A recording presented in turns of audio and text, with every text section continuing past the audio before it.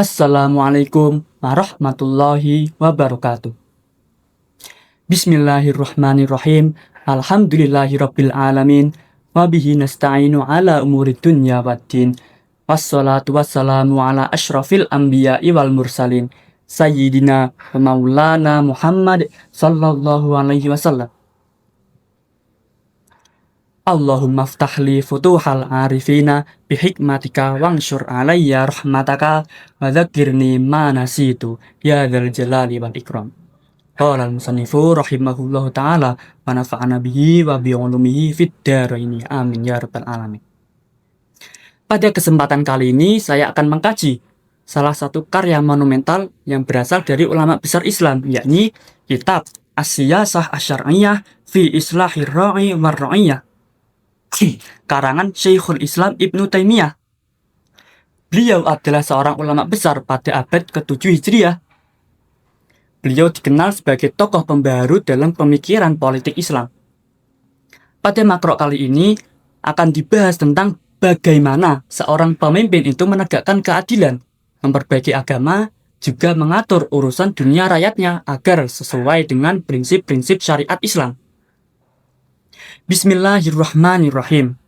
Wal maksudu al-wajibu bil wilayati islahu dinil khalqi alladzina mata fatahum khasiru khusranan mubina walam yang fahum ma na'imu bihi fid dunya. Ada dua visi utama dalam kepemimpinan Islam. Visi yang pertama adalah memperbaiki agama umatnya. Perbaikan agama secara keseluruhan, baik dari segi akidah, syariat, dan akhlak.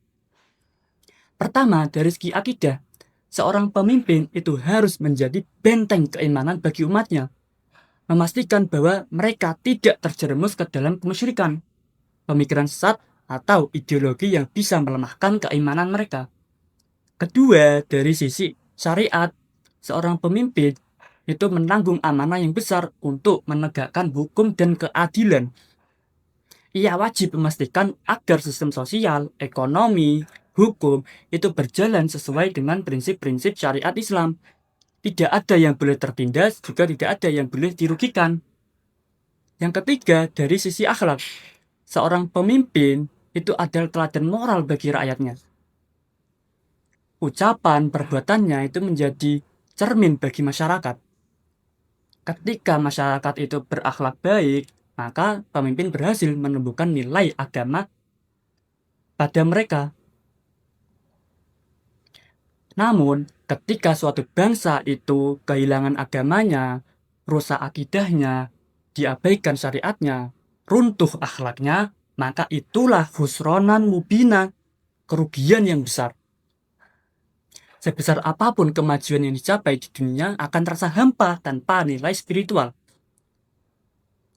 Keimanan, kekayaan tidak bisa menggantikan hilangnya keimanan.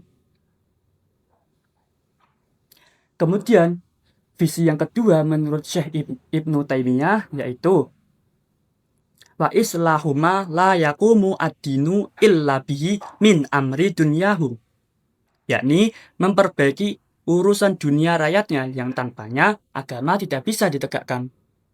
Tidak mungkin agama bisa ditegakkan jika rakyatnya saja dilanda kemiskinan, kelaparan, atau ketakutan akan ketidakstabilan sosial politik. Bagaimana sebuah bangsa bisa menegakkan hukum Allah jika negaranya saja tidak aman, ekonominya hancur, rakyatnya terabaikan? Maka kesejahteraan ekonomi, ketertiban negara itu adalah fondasi utama agar agama bisa ditegakkan dengan benar. Wahuwa naw'ani qasmul mal ay bi fathil qaf bimakna a'ta la bi kasril qaf. Qasmul mal baina mustahiqihi wa uqubatul mu'tadina ma fi ba'di nusah al muta'addina. Karena itu, Syekh Ibnu Taimiyah memberikan dua penekanan penting dalam pemimpin. Yang pertama adalah menyalurkan anggaran dengan tepat sasaran. Yang kedua, menegakkan hukuman bagi para pelaku kriminalitas. Menyalurkan anggaran dengan tepat sasaran, memastikan bahwa kekayaan negara tidak hanya beredar di kalangan orang elit saja, tapi memang benar-benar sampai pada tangan rakyat. Dari sinilah nanti akan lahir keadilan dan kesejahteraan masyarakat. Kemudian, Menegakkan hukuman bagi para pelaku kriminalitas itu bertujuan untuk menjaga ketertiban dan keamanan. Ketika hukum ditegakkan dengan tanpa pandang bulu, otomatis rakyat akan merasa terlindungi. Faman lam ya'tadi aslahalahu dinahu wa dunyahu.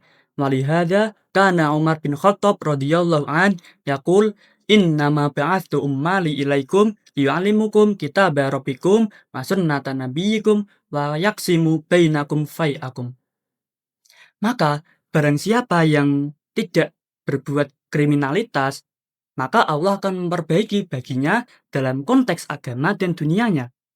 Karena itu, Khalifah Umar bin Khattab radhiyallahu an berkata, sesungguhnya aku mengutus para pejabatku kepada kalian agar supaya mereka mengajarkan kitab Tuhan kalian, sunnah Nabi kalian, juga mendistribusikan harta fek kepada kalian secara adil.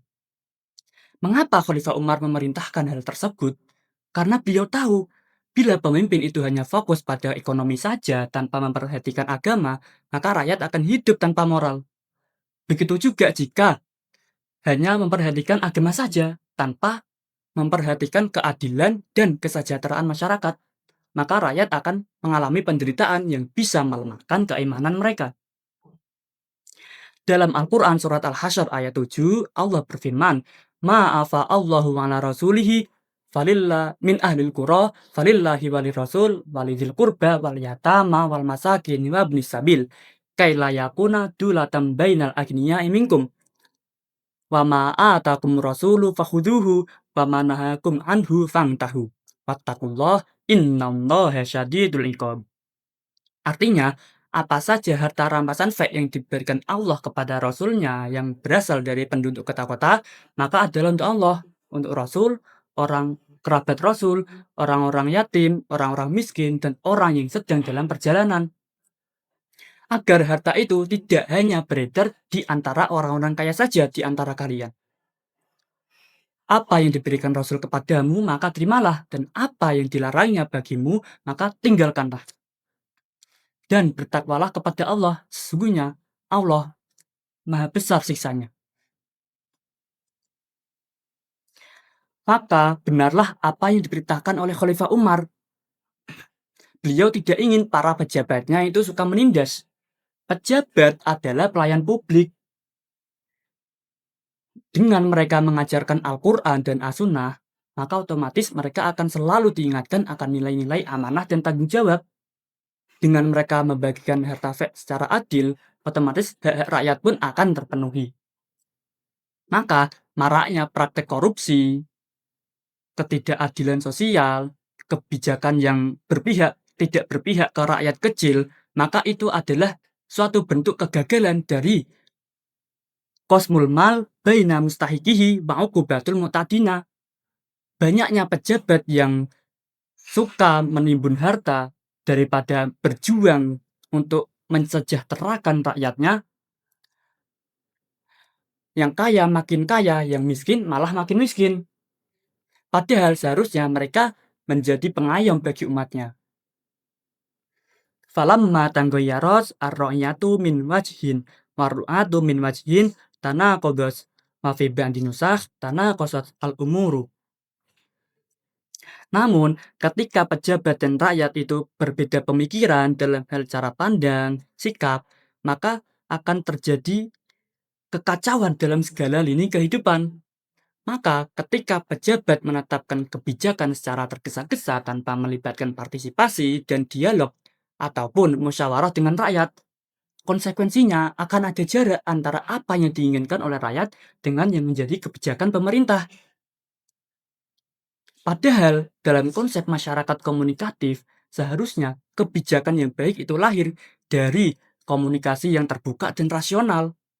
Agar tidak terjadi kepentingan sepihak, maka rakyat dan pejabat duduk bersama dalam ruang dialog, saling menghargai di mana ketika keputusan itu diambil demi kemaslahatan bersama. Ini sesuai dengan kaidah fikih tasarruful imami ala ra'yati manutun bil maslahat. Kebijakan seorang pemimpin terhadap rakyat harus didasarkan terhadap kemaslahatan. Faida istahada ar-ra'i fi islahi dinihim wa dunyahum bihasabil imkani karena min afdali ahli zamanihi wa kana min afdalil mujahidina fi sabilillah. Ketika seorang pemimpin itu berusaha memperbaiki agama dan dunia rakyatnya sesuai kadar kemampuannya, maka ia termasuk orang terbaik di zamannya dan sebaik-baik mujahid di jalan Allah Ta'ala.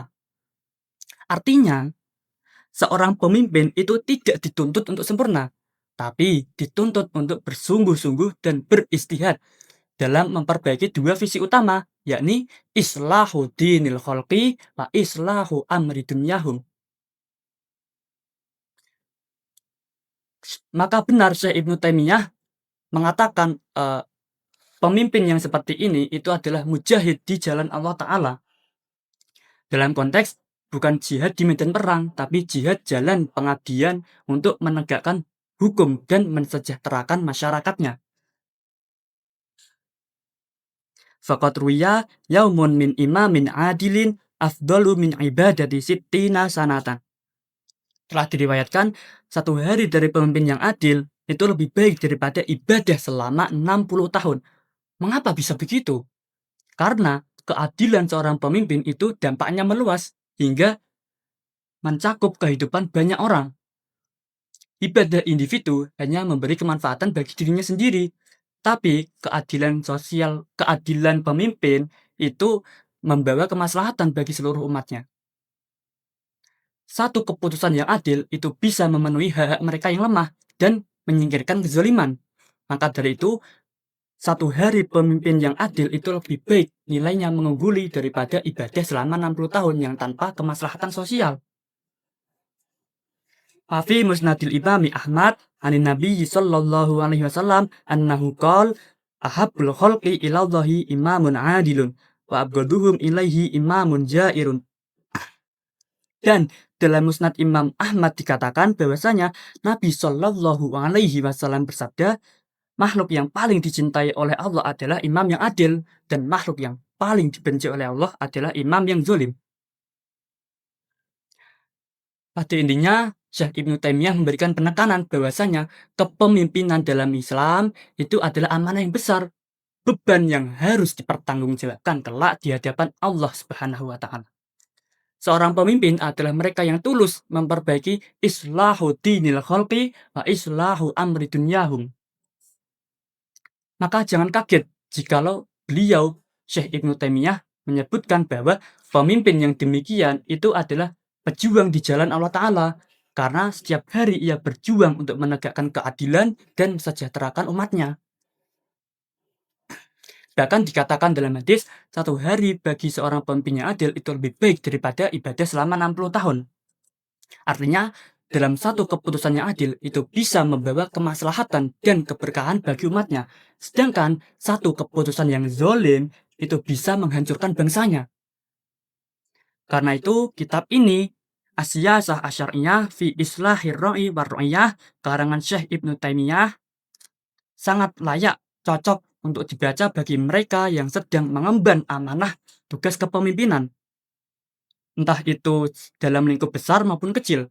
Entah itu sebagai pejabat negara, pemimpin agama, pengasuh pesantren, dan kepala sekolah atau siapa saja yang mengemban amanah kepemimpinan. Cukup sekian dari kami, kurang lebihnya mohon maaf. Ihdinas siratal mustaqim, akhirul kalam, wallahu a'lam bishawab. Wassalamualaikum warahmatullahi wabarakatuh.